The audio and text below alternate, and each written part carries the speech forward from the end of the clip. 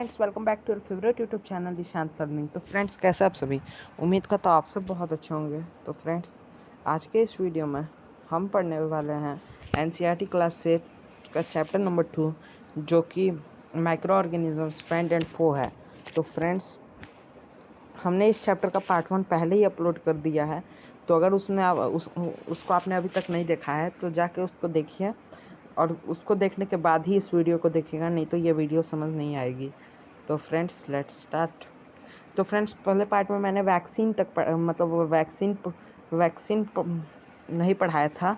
Vaccine से पहले मैंने commercial medicinal use of micro organisms, commercial use of micro organisms ये सब पढ़ा दिया है। तो अगर आपने वो पार्ट 1 नहीं देखा है तो बार बार कह रहा हूँ जाकर पार्ट 1 देख लो।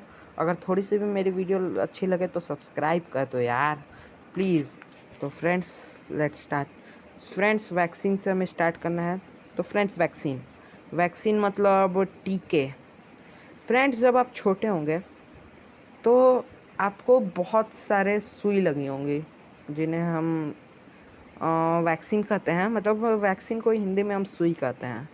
तो फ्रेंड्स आपको बहुत सी वैक्सीन्स आपको दी गई होंगी जिससे आप डिज़ीज़ फ्री रह सकें जब आप बड़े हों। तो देखिए आप हम line by line Hindi explanation start करते हैं। तो पहले पूछ रही है why are children infants given vaccination. पहले बोल रही है कि चिल्ड्रेन या जो इन्फेंट्स होते हैं ये इनको वैक्सीनेट क्यों किया जाता है, इन्हें वैक्सीन क्यों दिया जाता है। तो हम पढ़ते हैं when a disease carrying microbe enter our body they produce antibodies to fight the invader. जब हमारे बॉडी में कोई डिजीज़ कैरिंग माइक्रोब घुस जाता है तो वो एंटीबॉडी प्रोड्यूस करता है इन्वेडर से फाइट करने के लिए। The body also remembers how to fight the microbe if it enters again. और हमारे बॉडी को पता है कि माइक्रोब से कैसे लड़ना है जब वह हमारे बॉडी के अंदर इंटर कर जाए। So if dead or weakened microbes are introduced in a healthy body the body fights and kills them by producing suitable antibody. तो अगर कोई कमज़ोर या मरा हुआ माइक्रोब हम लोग के शरीर के अंदर आ जाए और वो शरीर अगर एक हेल्दी शरीर है तो जो बॉडी है वो अपने आप ही उस बीमारी को मार देगा और मार देगा एंटीबॉडीज़ को प्रोड्यूस करके। तो हम आगे पढ़ते हैं the antibodies remain in the body and we are protected from the disease causing microbes. अब ये जो एंटीबॉडीज़ होते हैं ये हमारे बॉडी में रहते हैं और हम प्रोटेक्ट होते हैं डिजीज़ कॉजिंग माइक्रोब्स से।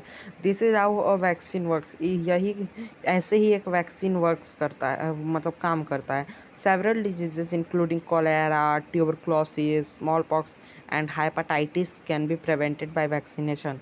बहुत से ऐसे डिजीज़ हैं जैसे कि कोलेरा हो गया, ट्यूबरकुलोसिस हो गया, स्मॉल पॉक्स हो गया, हेपेटाइटिस हो गया, इन सबको हम वैक्सीनेशन से ठीक कर सकते हैं। अब यहाँ पे की बात याद रखेगा कि जो स्मॉल पॉक्स की वैक्सीन होती हैं उसे एडवर्ड जेनर ने डिस्कवर किया था।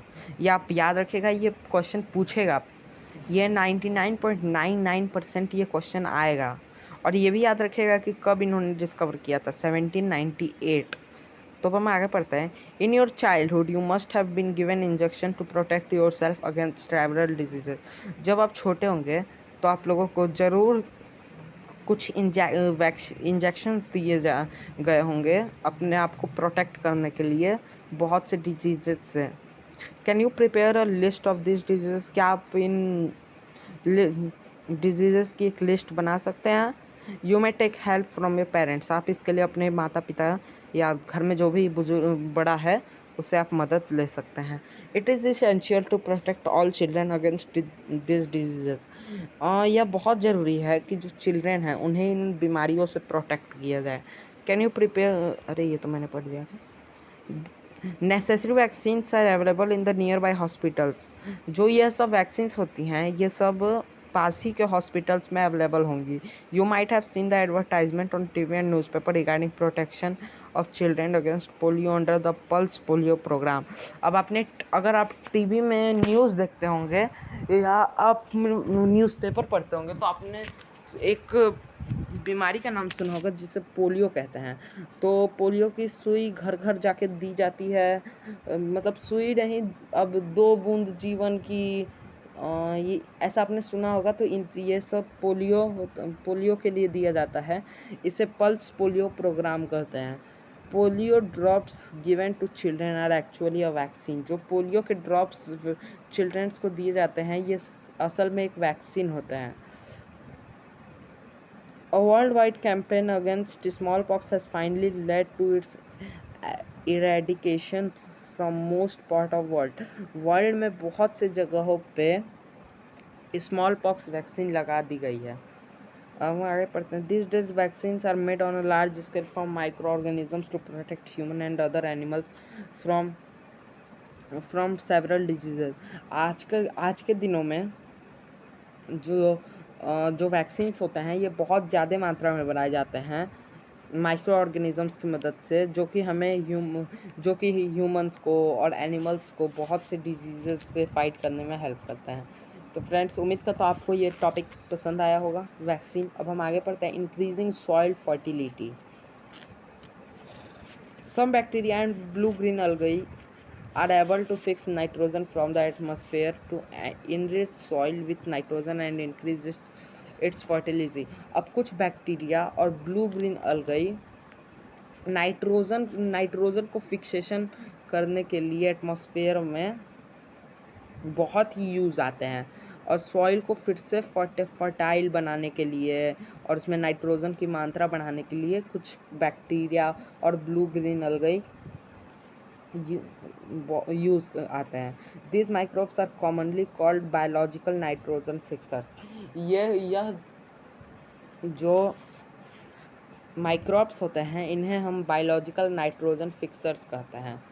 अब आप यहाँ पे इन सब का पिक्चर दे सकते हैं। ये ब्लू ग्रीन algae है ये। तो फ्रेंड्स, अब हम आगे पढ़ते हैं। Cleaning the environment. बूझो एंड पहेली had absorbed that school gardener making manure. अब बूझो और पहेली ने यह देखा कि जो स्कूल गार्डनर थे वह मैन्योर बना रहे थे। मैन्योर मैंने आपको क्रॉप प्रोडक्शन एंड मैनेजमेंट वाले चैप्टर में बता दिया है। जाके अभी तक उस वीडियो को नहीं देखी है, जाके देखो यार प्लीज़। तो फ्रेंड्स, आगे पढ़ते हैं। along with their Along with their friends, they collected wastage of plants, animals, and fruits from nearby houses and gardens. They put them in a pit meant for waste disposal. After some time, it decomposed and got converted to manure. मैंने manure को बनने के processes को part 1 में बताया है, जाके देखिए, उसको देख लो please. Boojho and Paheli wanted to know how this had happened. अब बूझो और पहेली यह जानना चाहते हैं कि जो मैन्योर होता है वह कैसे डिकम्पोज हम लोग कर देते हैं, तो वो मतलब कैसे वो डिकम्पोज हो जाते हैं। तो मैं बता दूं, यह सब माइक्रो ऑर्गेनिजम्स की ही वजह से होता है। अब हम पहले ये देख लेते हैं activity 2.5। Take 2 pots and fill each pot half with soil. आप 2 पॉट ले लीजिए और उन्हें सॉइल से भर दीजिए। अब mark the and B. Put plant waste in pot A and things like polythene bags, empty glass bottles and broken plastic toys in pot B. Put the pots aside, observe them after 3 or 4 weeks। 3-4 हफ्ते बाद उसको देखिए। अब आप देखेंगे, क्या देखेंगे बताता हूँ अभी। आप देखेंगे कि जिसमें आपने वेस्टेज डाले थे, मतलब पॉलिथीन वॉलिथीन नहीं डाले थे, वह मैन्योर बन गया होगा। Do you find any difference in the contents of two pots? If so what is the differences? क्या आपको कोई डिफरेंस दिख रहा है दोनों पॉट्स के कंटेंट्स में? If so what is the difference? तो डिफरेंस क्या है? You will find that the waste in pot A has been decompose. मैंने आपको बताया था कि जो एक पॉट होगा वो डिकम्पोज हो गया होगा। तो जो ए वाला पॉट था वो डिकम्पोज हो गया क्योंकि उसमें हमने वो प्लांट वेस्ट डाले थे, और मतलब वही डाला था, इसलिए वो डिकम्पोज हो गया। How did this happen? The plant waste has been converted into manure by the action of microbes. अब ऐसा क्यों हुआ? द प्लांट वेस्ट, जो प्लांट वेस्ट है वह मैन्योर में कन्वर्ट हुआ माइक्रोब्स के एक्शन की वजह से। तो हम आगे पढ़ते हैं। The nutrients released in the process can be used by the plants again. जो न्यूट्रिएंट्स होते हैं वो रिलीज हो जाते हैं प्लांट्स, जो न्यूट्रिएंट्स होते हैं वो रिलीज हो जाते हैं इस प्रोसेस में, और वह प्लांट जो न्यूट्रिएंट्स होते हैं वो रिलीज हो जाते हैं इस प्रोसेस में, और जो प्लांट्स हैं उन न्यूट्रिएंट्स को फिर से यूज़ कर सकते हैं। Did you notice that in part be the polythene bags, empty glasses, bottles and broken toy did not undergo any such change. अब आपने पार्ट बी में जो जो सामान रखा होगा उसमें आपने देखा होगा कि कोई चेंज नहीं आया होगा, क्योंकि यह इसलिए होता है क्योंकि the microbes could not act on them and convert them into manure. क्योंकि जो माइक्रोब्स होते हैं वो उन मतलब प्लास्टिक स्टिक पे एक्ट नहीं करते हैं और उन्हें मैन्योर में कन्वर्ट नहीं कर सकते। You often see large amount of dead organic matter in the form of decaying plants and some dead animals on the ground. आपने कभी मरे हुए जानवरों को देखा होगा, उसका हड्डी मतलब गिरा रहता है, आपने कभी ना कभी जरूर देखा होगा। You find that they disappear after some time. अब आप देखेंगे कि कुछ दिनों बाद आप फिर उसे देखेंगे तो आप देखेंगे कि वह गायब हो गए हैं। तो ऐसा क्यों होता है?